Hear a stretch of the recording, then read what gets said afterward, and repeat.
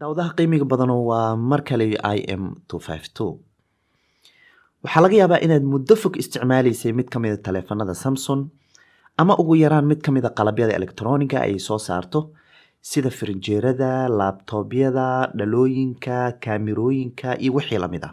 Waxaase kaloo laga yaabaa inaad aaminsan tahay in shirkadda Samsung ay tahay shirkad keliya soo saarta ama ku kooban inay soo saarto qalabyada elektaroonigiska oo ay ka mid yihiin kuwan haddeer kuu sheegay. laakiin xaqiiqdu waxay tahay in shirkadda Samsung intaa aad iyo aad uga ballaaran tahay. Waxaan rabaa inaan muuqaalkan kugu soo koobo waxyaabo muhiima misana la yaab leh oo ku saabsan shirkadda Samsung. 10 qodob oo kooban ayaan ka dhigi doonaa. Dhextaal yar oo gaaban kadib waxaan shirkadda Samsung kaaga sheegi doonaa xaqiiqdii waxyaabo aadan ka filaynin. Anigaba aad ayaan ula yaabay markii aan ka ogaaday. Isoo laabad wanaagsan.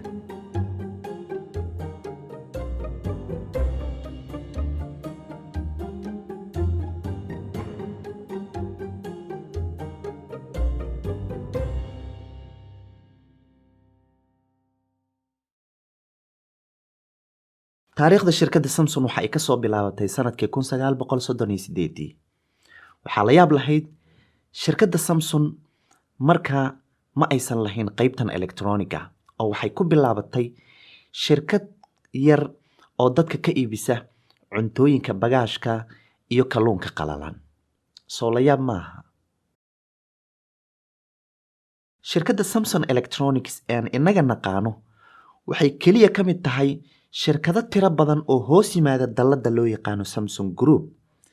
Samsung Group waxaa hoos yimaada shirkado badan oo Samsung ah laakiin aanan ahayn qaybta elektarooniga inaga aan naqaano. Qaybta elektarooniga waa kaliya mid ka mid ah shirkadaha waaweyn ee ay Samsung leedahay. Tusaale ahaan shirkadaha waaweyn ee ay Samsung leedahay waxaa ka mid ah shirkadda Samsung Engineering Company Ltd. Shirkadda Samsung Engineering waa shirkadda dhistay dhismaha ugu dheer ee maanta dunida ku yaala. Waa Burj Khalifa oo ku yaala magaalada Dubai, dalka isu taga Imaaraadka Carabta. Waad dareemi kartaa inay tahay shirkad qaban karta mashaariicda dhismaha ugu adag uguna waaweyn ee maanta dunida laga sameeyo.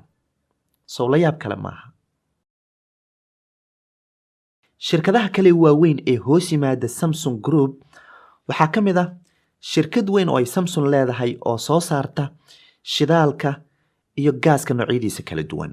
Waxaa shirkadda Samsung qaybta gaaska iyo shidaalka laga xusuustaa inay qabatay mashruucii ugu weynaa ee shidaal qodista dunida laga sameeyo ee Sakhalin 2 ee laga sameeyo dalka Ruushka. Waxaa kaloo la yaab leh inaan kuu sheego in shirkadda Samsung ay ahaan jirtay shirkad iibisa hubka waaweyn noocyadiisa kala duwan sida taangiyada, diyaaradaha waaweyn, helikobtarada, matoorada diyaaradaha waaweyn iyo waxyaabaha la midka ah. Shirkaddan oo magaceeda loo aqoon jiray Techwin waxay shirkadda Samsung iska iibisay sanadkii 2014 oo shirkad kale ayaa ka iibsatay oo haddeer soo ma saarto laakiin waxay soo saari jirtay taangiyada, diyaaradaha iyo hubka waaweyn noocyadiisa kala duwan. Soo la yaab kale oo aad u weyn maaha. Shirkadda Samsung waxay caan ku tahay sida aan anaga naqaano soo saarista qalabyada elektarooniga noocyadeeda kala duwan. Mobilada ba ugu badnaatay. Intaa kaliya kuma koobnee shirkadaha waaweyn ee elektarooniga ee dunida ka jira ay sidoo kale ka saacidaa inay soo saartaan qalabyadooda.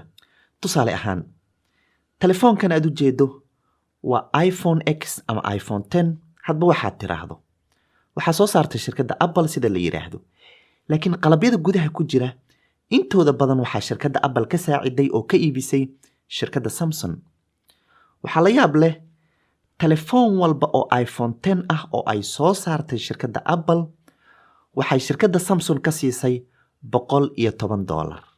Haddaan si kale u iraahdo telefoonkan iPhone 10 ka ah waxay shirkadda Samsung ku lahayd $110 midkiiba. Inta milyan ee iPhone X la iibiyey mid walba oo ka mid ah $110 ay shirkadda Samsung ka qaadatay shirkadda Apple. Soo la yaab kale maaha. runtii marka la yimaado qaybta elektarooniga gaar ahaan smartphoneska tartan aad u adag ayaa ka jira.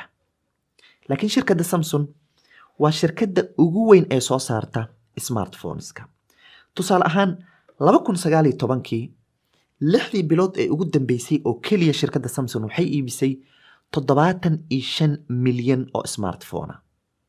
sababtuna waxay tahay iPhone oo kale ama shirkadda Apple waxaa laga yaabaa in sanadkii oo dhan ay soo saarto 1, 2 ama 3 iPhone, laakiin Samsung qof walba baahidiisa telefoon u qalma ayay soo saartay. haddii aad $50 haysato, Samsung $50 ayay kuu soo saartay.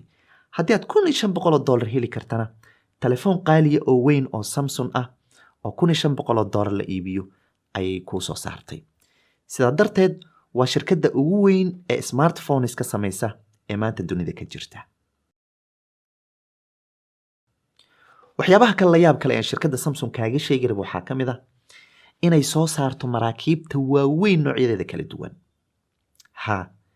waxay leedahay shirkad weyn oo soo saarta maraakiibta dunida alaabta u kala qaada. soo la yaab kale maaha. shirkadda Samsung sidaan ognahay waa shirkad laga leeyahay wadanka loo yaqaano South Korea ama Koreada Koonfureed. runtii in ka badan 17% ilaa 20% dhaqaalaha wadankaas oo idil waxay ku tiirsan tahay shirkadda Samsung. la yaabka kale aan kuu sheegi rabo waxay tahay shirkadda Samsung dhaqaale aad u xoog badan ayay ka samaysaa qaybta elektrooniga oo keliya. tusaale ahaan sanadkii 2018kii 208 bilyan oo faa'iido ah ayay ka samaysay keliya qaybta elektrooniga. sanadkii ka horreeyay ee 2017na 211 bilyan oo dollar ayay ka samaysay dhanka elektrooniga oo faa'iido ah.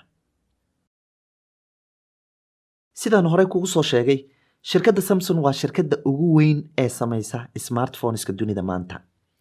laakiin ma taqaanaa telefoonkii loogu iibsashada badnaa ee Samsung soo saarto marka laga hadlayo dhanka smartphoneska?